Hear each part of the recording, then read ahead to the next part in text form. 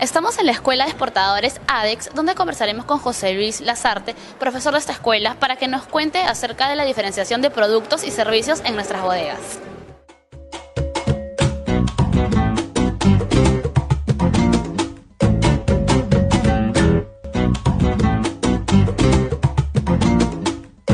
Los negocios deben diferenciar sus servicios y productos y en algunas ocasiones sus actividades. Por ese motivo, conversaremos con José Luis Lasarte, profesor de la Escuela de Comercio Exterior de la Asociación de Exportadores ADEX, para que nos hable del tema. José Luis, ¿qué tal? ¿Puedes decirnos por qué es importante la diferenciación de productos y la diversificación de actividades en una bodega?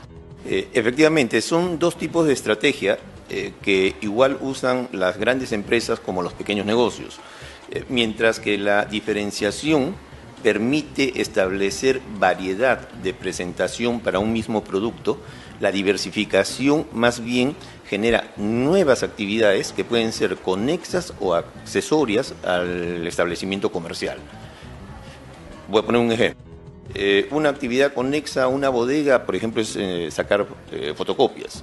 Una actividad conexa para una bodega es, por ejemplo, ser agente BCP.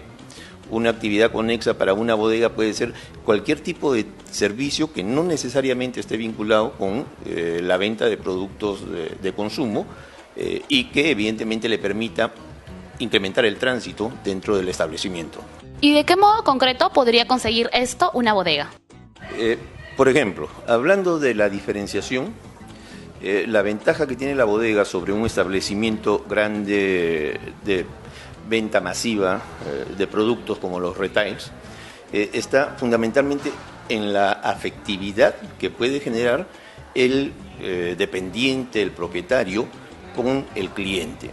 A diferencia de lo que pasa en un retail donde, por ejemplo, la venta es más compulsiva, la compra es más compulsiva, y esto se refleja claramente cuando las personas, al llegar a la caja registradora, dejan muchos productos que finalmente reparan en que no los pueden llevar y no los deben llevar. ¿Existen experiencias exitosas conseguidas mediante esas acciones? Muchas y a lo largo de todo el país. Específicamente en el norte, sea en Trujillo, Chiclayo o en el oriente, en Iquitos, es fácil reconocer negocios que comenzaron como pequeñas bodegas y al cabo del tiempo se convirtieron en minimarques. Pero sin duda el ejemplo más emblemático, el más exitoso y el más grande paradigma que tenemos en esto es la experiencia de don Erasmo Wong con la bodega en la avenida 2 de Mayo, que luego se convertiría en esta gran cadena de establecimientos. ¿Qué otras acciones podrían contribuir a incrementar el tránsito y el nivel de ventas en una bodega? La manera de incrementar, evidentemente, es a partir del llamado merchandising visual. ¿Qué es esto? Es el arreglo, es el ordenamiento, es la exhibición de los productos en el espacio de la bodega.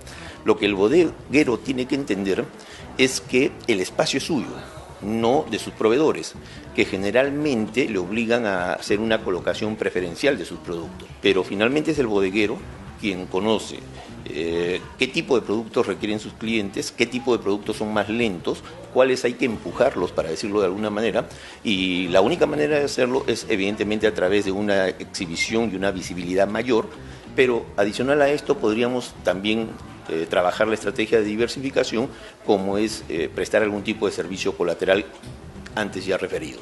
Ahora, si el bodeguero quiere impulsar algún tipo de producto en especial, repito, el vínculo afectivo, la familiaridad, la personalización del trato, el llamar al cliente por su nombre, etcétera, son actividades tácticas que sin duda le pueden llevar a incrementar sus ventas, ¿no? Y finalmente, ¿qué perspectivas considera usted que tienen las bodegas frente a la competencia del canal moderno? Muchísimas. Yo siempre digo, la bodega tiene la ventaja de la afectividad, del acercamiento, de la inclinación.